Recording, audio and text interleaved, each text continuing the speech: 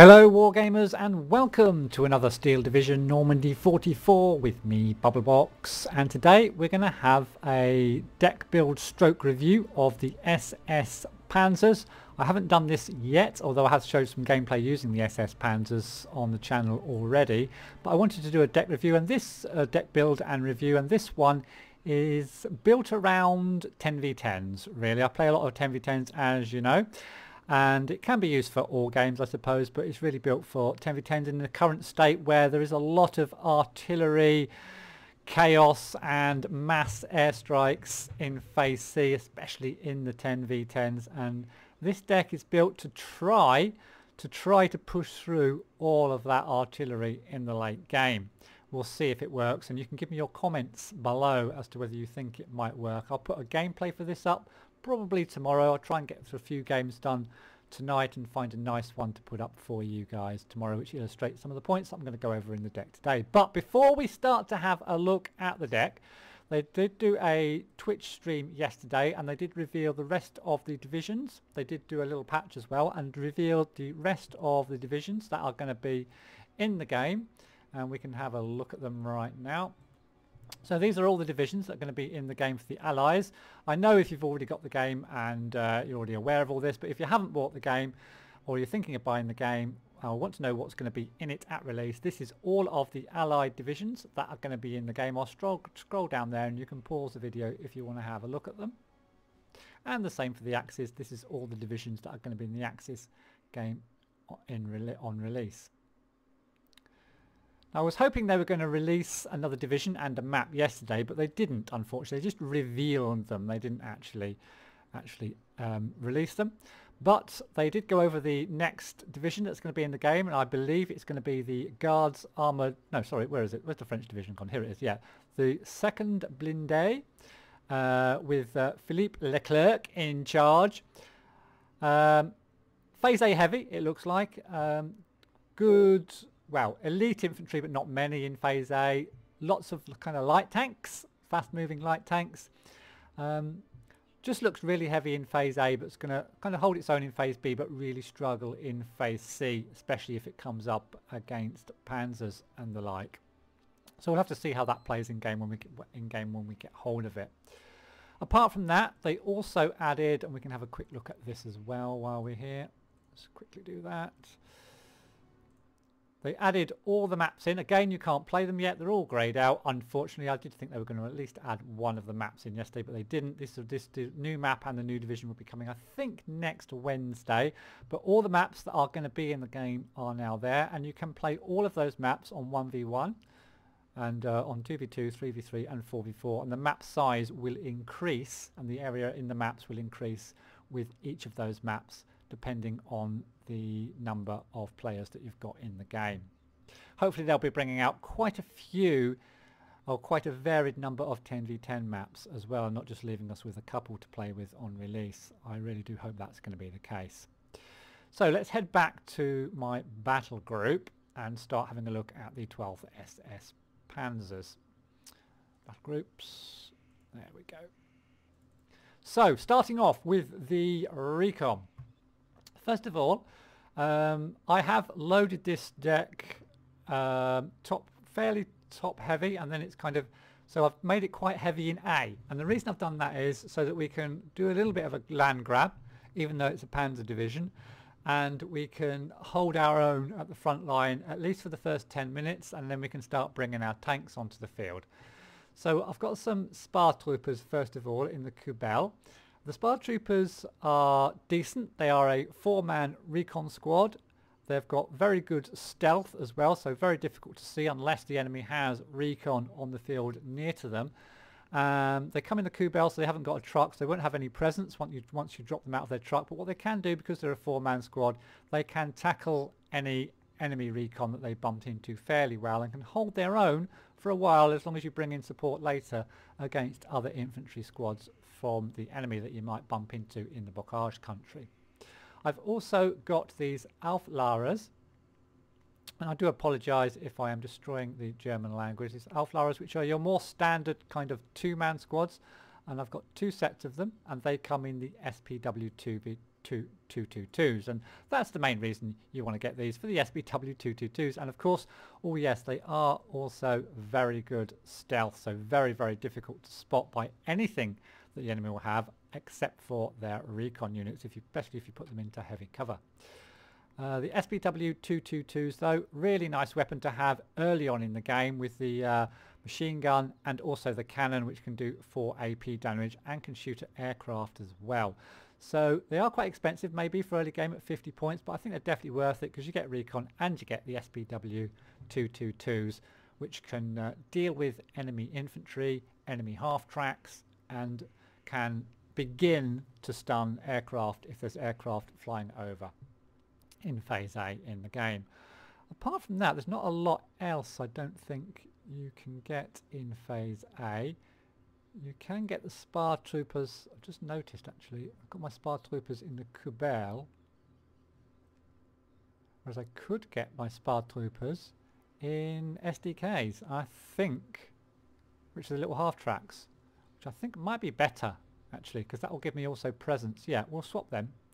I'll get them in the SDKs. It gives me 1 less, but it gives me the option of having these SDKs which have got a dual machine gun. So we'll take that, and also will give you a presence on the map in the early part of phase A as well. So all of our recon now has a decent half track or vehicle with it.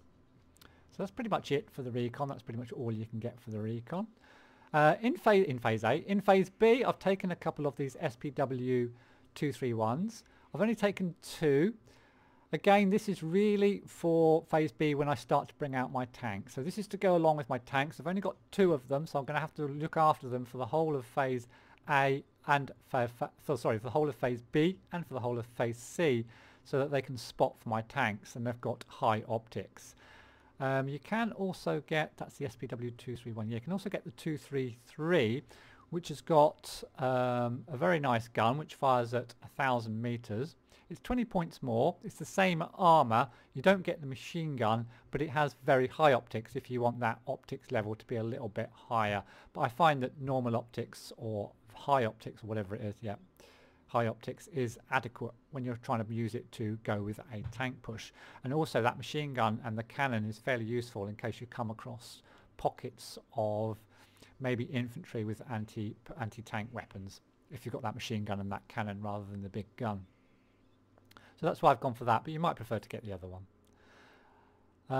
So in phase C, moving on, you can get more, basically it's more of the same, more SPW231s, although obviously you get a lot more of them, and more SPW233s. Now I've gone for just 2 SPW231s. I am going to have to look after them, because, and also the enemy do sometimes target these with their aircraft if it's a decent player, to try and blind your tanks if your tanks are moving forward with these 231s. So I'm going to have to look after them, but I am intending to put up a decent air net, as you'll see later.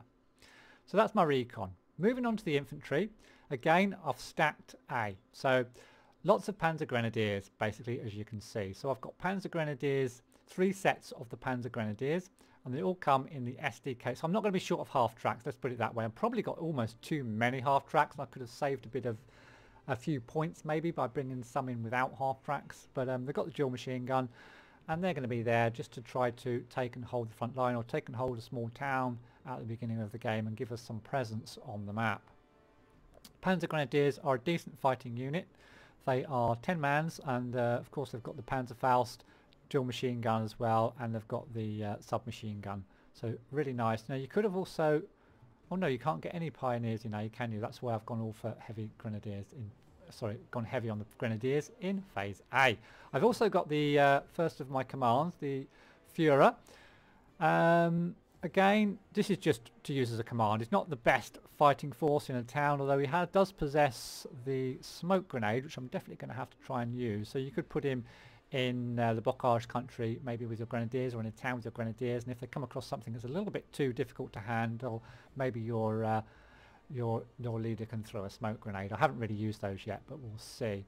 Apart from that, that's pretty much it in A. I think it's just the Führers and the Panzer Grenadiers that you can get in A. Now in B, I've got some medium machine guns, but they also come again in another nice half track, which can, so these can be used for rooting out pockets of infantry in the Bocage country. Not so useful in the towns, but certainly in the hedgerows they're going to be pretty useful, I hope. Now also in B you could have got some pioneers if you're thinking about more town fighting maybe, because instead of having the Panzerfaust they have the explosives, so with 22 HE, so they're going to devastate anything if they're up close in a building next to them. So if you wanted to, if you're thinking about doing that, you could take those in phase B perhaps instead of one of the Panzer Grenadiers from phase A. You can get some more leaders in phase B if you want. Again, I'm a bit short of leaders in this deck, as you'll see as I go through, so I'm really going to have to look after my leaders as well as look after my recon in this game, in this deck rather. This battle group, I'm not sure what to call it, deck, battle group, division, not sure. Apart from that you can get more Panzer Grenadiers. This time it's the same amount, but this time they are veterans, so they're going to be a little bit more potent, but again not gone for that in this particular build.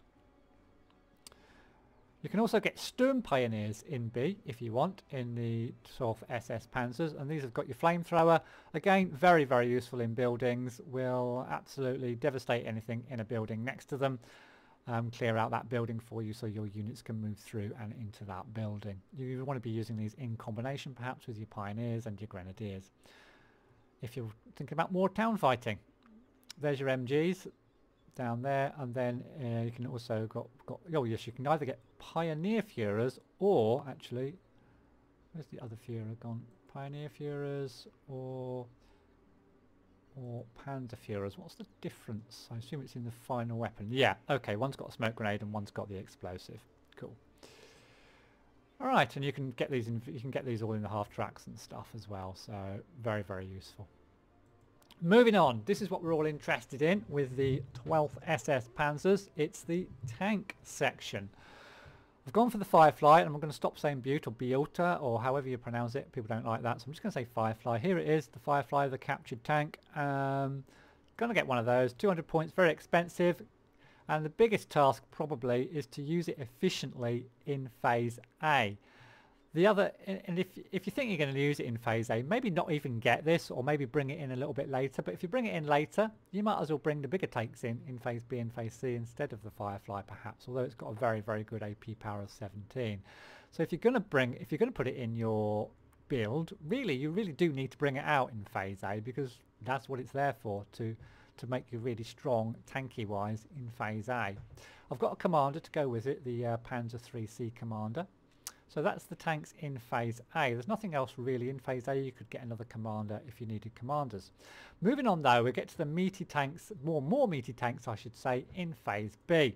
First thing I went for is a command tank. You definitely want a command tank to buff up your units, and it's the Panzer 4H with it's not the best armoured. It's okay for phase B then, and 14 AP power. So you can actually get a number of those if you want them. I've just gone for one, and they are elite by the way, so they're going to take some hits before they get too much morale damage and stay helping your units for a little bit longer. Then I've gone for a little bit of a mixture. I've gone for some, you can basically get Panzer 4s, or you can get the Panther Ds in B. And I've gone for one of each. Gone for the Panzer 4s. I've gone for the Panzer 4s. Let's put them both up. So we've got the Panzer 4s and the Panther D. The Panzer 4s are less armoured, but they still pack a reasonable punch, but they're cheaper at 150. So you can get a couple of these in fairly quickly at the beginning of phase B if they're needed. Now if you're kind of holding the line okay anyway, you might want to hang on, get a few more points and get a couple of Panther Ds out instead. They're better armoured, they pack a punch of 18 this time. If all of these tanks have got plenty of machine guns for use against infantry pockets that you might come up against. But yeah, the Panther Ds are definitely better, but the Panther 4s are cheaper, and they're also veterans already, whereas the Panther Ds are just regular units. So that's pretty much it for the tanks in B.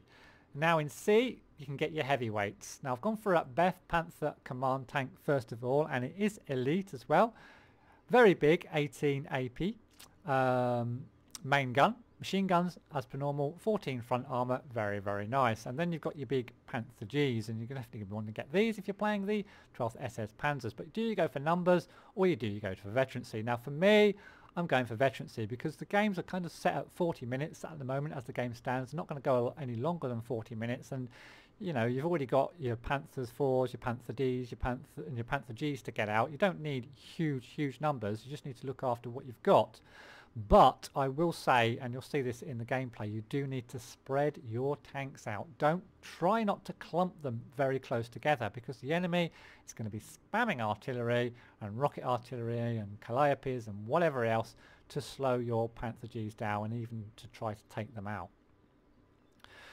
So I've gone for the Panther G. The Panther G is the big tank, of course. It is very expensive, but it's got decent front armour, but I've got something to protect it as well, and we'll have a look at that when we get onto the anti-tank weapon, because the anti-tank weapons are just as important as the tanks in this deck, because they have the strong front armour and are a lot cheaper and can be used as a little bit of a meat shield. I'm talking about the Panthers, of course.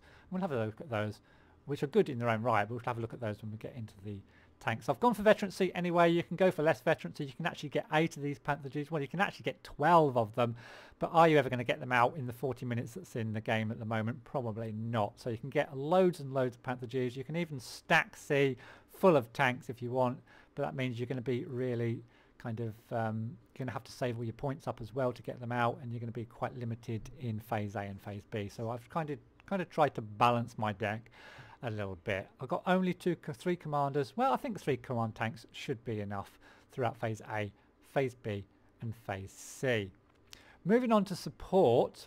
Haven't gone very heavy on the support in this particular build, but I have gone for the Butte Cromwell, and if you have a look at one of the videos I did before called, I think, a Butte Combo, you can see how well the Firefly and the Butte Cromwell work together. It is a lot of points to bring in at the start, 300 points, a lot of points, and you're also going to need Recon and maybe a commander with them as well. But yeah, they work really well together because the Butte Cromwell has a range of 1,200 and can take out anti-tank guns very, very easily if you can get them spotted with your reconnaissance. Got a few Opal Blitzes. We'll have a look at the rest of the units in a second, but I've got some Opal Blitzes as well. Just one set in A, just to resupply, really just to resupply artillery and anti-air weapons more than anything else. So just 2 of those. And I've got some SDK 259s. This is in phase A. I've already got a lot of half tracks in phase A, so this might be a little bit of overkill. I even thought about getting a couple of commanders in phase A, or maybe getting a couple of extra commanders, the SPWs in phase B instead of these SDKs, but in the end I thought I'd just go for some more half tracks. But if I have too many half tracks on the field, it's just a, you know, microing nightmare, to be honest. Now, what else can you get though in the support section? You can get some commanders in phase A, and you can never have enough command, never have enough recon, and you can never have enough commanders. You can get some SPW 232s. They've got just 1 machine gun. Might be better off to wait to get the commanders maybe in B. You get 2 of them again, but this time you've got machine gun and you've got the cannon as well, which can shoot at aircraft and has AP power as also. You might want to wait for that. But again, if you want something a bit fairly cheap for 30 points, maybe get the one in A. You can sit it by your artillery or get them firing a little bit faster. SDKs, we've had a look at those in phase A. You can get these SDKs with the main gun in phase A. Again, I didn't find I really had room for these in my deck, so I kind of ignored these a little bit in the support section. You can get some more Opal Blitzes in phase B if you really want to go a bit more artillery heavy or in this deck, but yeah, I think the 2 in phase A really do the job. And then if you want, and now I've had a look at these, I haven't used these yet actually, and I'd be interested if anyone has used these and find them at all useful. These are the Flamers, really probably useful for blockage country again, especially if they're your infantry, which aren't that strong, come up against like some really strong 10-12 man infantry in blockage country. If you had a flamethrower nearby, it could actually devastate that enemy infantry, and can be used on the edge of towns as well. But again, a little bit too micro intensive for me, so I've tended to stay away from those particular units in phase B. And then in phase C, there's more of them. Yeah, you can actually get 6 of them in phase C if you wanted. Yeah, and then you've got the grill. The grill, it's not really available until phase C. It is an anti-infantry weapon, but being not available till C, and you get 3 of them, might be better maybe to put one maybe in B, maybe on a veteran, just so you've got that option in the support section for this deck, because people are just going to want to bring tanks out in C for this deck. They're not going to be wanting to start bringing out anti-infantry weapons, I wouldn't have thought. Anti-tank. Now then, I haven't got any anti-tank guns, any pack guns. Sorry about that. You can put your comments below if you wish and tell me off. But I haven't got any because I want to be really mobile with this deck. What I have got though are the Panzer. The Panzer, of course, are a bit of a must really to have at least one set.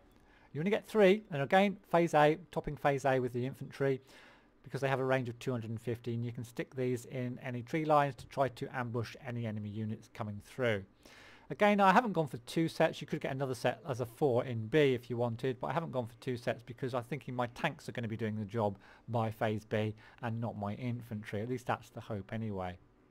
So I haven't gone for the... they have got some really nice anti-tank guns. If you wanted to do more of a defensive line in A, you could bring tank guns out. Make sure you put them in heavy cover or behind the bushes, or some players are even putting them on hold fire now until the enemy get a little bit closer in that heavy cover. Don't put them in light cover. They are seen incredibly easily in light cover and will be destroyed immediately by aircraft or artillery. Panzer. Moving on to B, then I think that's pretty much it in A, as I'm not getting a lot in A, just the Panzer. In B, you can get the nice 75mm pack gun if you wanted. It's pretty awesome if you want to go down that route. 15 AP power, which is more than adequate in phase B and will penetrate most units, I think, apart from the jumbos in phase B. And you can get 2 of them as well. Get more Panzer, of course, but what I've gone for is the Jagdpanzer, because it's mobile, and the choice is if you want to go for the Jagdpanzer. I'll tell you why I've got the Jagdpanzer and what I'm going to be using it for. The Jagdpanzer, especially in 10v10s, the Jagdpanzer you can get as regular, or you can get them as elite already, 2-star elites. Now I've got them as regular this time. Now the reason for that is these are going to be my tank meat shields.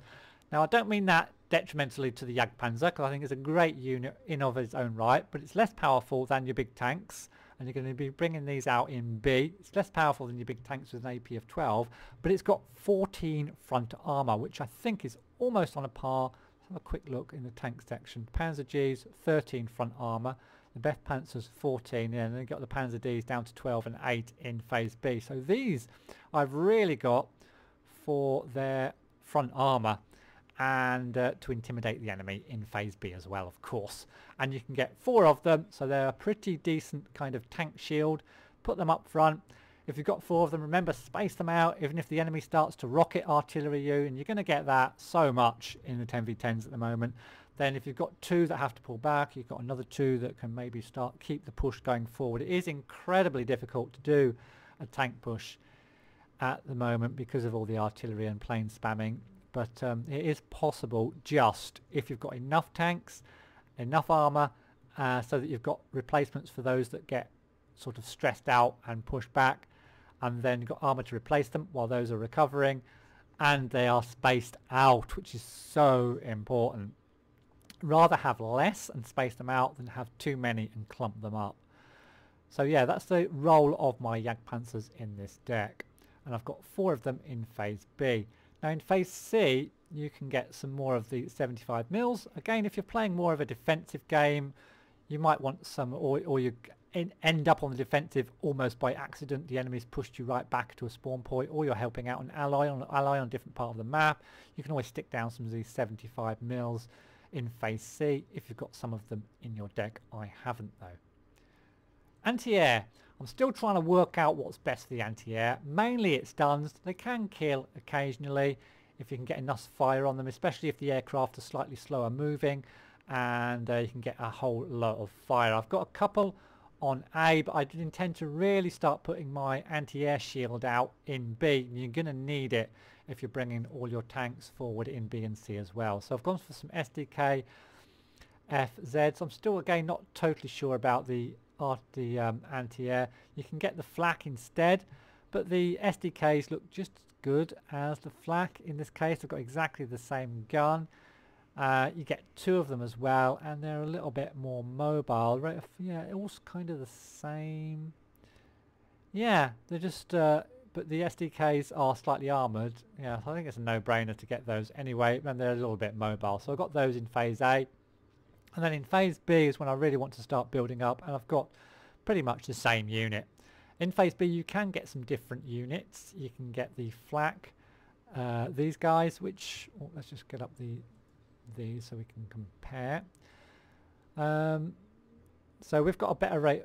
Yeah, we've got a better rate of fire. The area of effect is a bit better, and the range is a little bit better with the flak 36s, of course, which might be what you go for. But I've gone for mobility. I have my range is limited.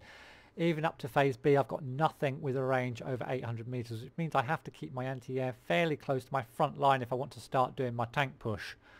And then in C, I've got a couple of the bigger wagons, and all of these are, I believe, are open top. So they're going to be very vulnerable, I assume, to artillery and to bombers, whichever ones you have. Although to rocket airplanes, I'm assuming that the ones I've got in Phase 3, the Whirlbrund and the Mobilwagen, will be a little bit protected from rockets because they have a little bit of side, front and rear armour. Although again, top armour is gone, it's not there. So in C we've gone for the Wirbelwind,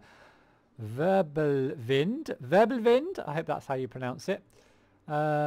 Pretty nice, but still only 800 meter range, but a nice rate of fire and a machine gun as well to boot. And the Mobilwagen in Phase C as well, the most expensive AA unit, but this time we've got a little bit of range on there, 1,000, and a bit of a rate of fire, but an area of effect of 11, HE of 12. So that's all my AA. I'm not sure what you think about that.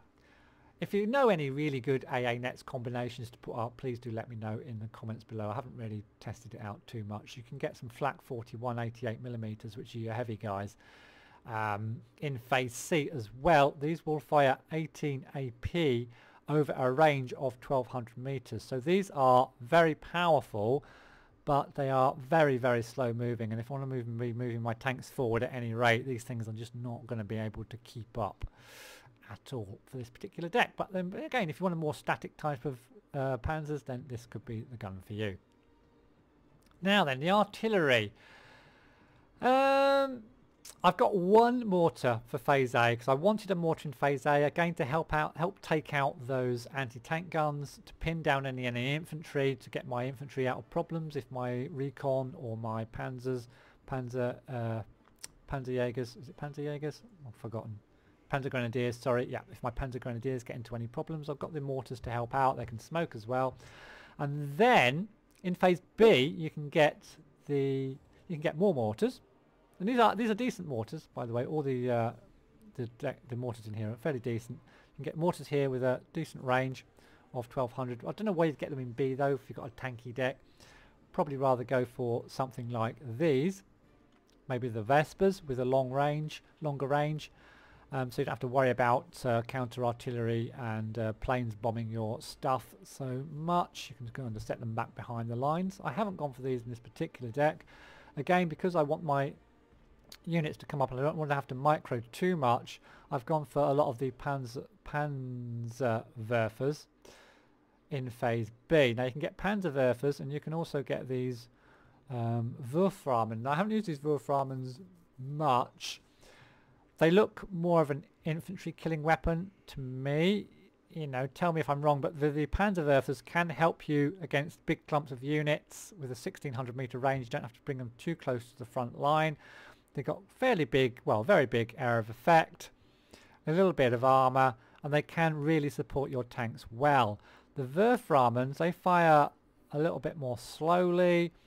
They're a bit more cumbersome, and you have to get them a little bit closer, which is why I've gone for the 3 sets of Panzerwerfers instead. Also, the Panzerwerfers, they can fire, you can move them out of the way and reload them, so you're not getting counter-artillery. Whereas if you're using the longer range artillery, the Vespers, they tend to get targeted once the enemy get their longer range artillery on the field. So that's that. We've also got Hummels. Let's have a look at the Hummels in Phase C. as opposed to the Vespers in Phase A. Got slightly better HE. Oh, we've actually got a longer range and a better area of effect. So just a more powerful HE artillery piece for a little bit more money and a little bit of a longer range there if you decided to wait till Phase C to get some long range artillery. Then in Phase C you can also get some off-board artillery, and I've gone for this because it looks like a tank, and it's a tank deck, isn't it? Well, it is a tank. It fires AP rounds at 14 with a range of 1,000, and you've got your off-board artillery to support your tank pushes if you come up against any big clumps of trees with the enemy inside. You know, you need to get through with AT weapons, or maybe a town you just need to sort of get through for some reason and not go around with your tanks. You'll have some off-board artillery in C to enable you or help you to do that. Now the aircraft tab is pretty limited in this type of deck. You've only got 3 slots, which is about the least I've seen in the game so far. So I've gone mainly for fighters. And you can't get any fighters in Phase A, which is one of the down points of this particular division. You can't get any fighters. You can get the Storch. Storch, the reason I haven't got the Storch, I don't find these too useful, especially when you've only got 3 slots and you really need those slots for something a little bit more significant than a plane you can only use in Phase A. In Phase A, the Storch can be useful for spotting enemies and especially spotting the anti-tank guns that are hidden, and so that you can start mortaring them or trying to get your allies to send maybe a rocket plane to destroy an AT gun for you. The Storches will spot them. They'll also spot the units early and tell you what the enemy's got early on in the game. But after Phase A, these Storches are a little bit redundant. They've not got a weapon, although they have in the picture, but they haven't in the game. They've got a little machine gun in there. So yeah, tend not to go for those. Go straight in for the ME 109 G6 R7s in Phase B and get 4 of them. What I try to do is bring them out 2 at a time, circle them, because if you've got your planes circling you will see the enemy planes coming out of their spawn point much earlier than if you don't have them out already on the field. Try to get 2 sets of 2 on a hotkey and try to have them circling in your back lines. Keep them more for defense than attack. If you use them for attack, you're likely to lose them in Phase B when the allies start their spamming. You're going to need these in Phase C to keep their aircraft at bay with your air net once you start to push your tanks forward. I've also got some rocket aircraft in Phase B, which, depending on the situation, I may bring these out in Phase B, or I may just start bringing my tanks out depending on the situation you're in. These are really good for taking out those anti-tank weapons. They're not that useful against tanks unless you're really under pressure and you just want to push those tanks back. They rarely kill tanks. They will sort of destroy infantry to a certain extent. They'll certainly demoralize infantry and take out the strength of infantry, but you're unlikely to destroy an infantry group completely by using rockets. But really good for taking out those anti-tank weapons, good for pushing back the artillery, good for taking out mortars, stuff like that. But you're going to find air superiority a problem with this particular deck. So I think that's pretty much it. That's the 10v10 Panzer deck, the 12th SS Panzers. I'm going to play a few games with this and put one up tomorrow for you to view. I hope you enjoyed this video. Please do give me any comments below, and I'll see you in the next one.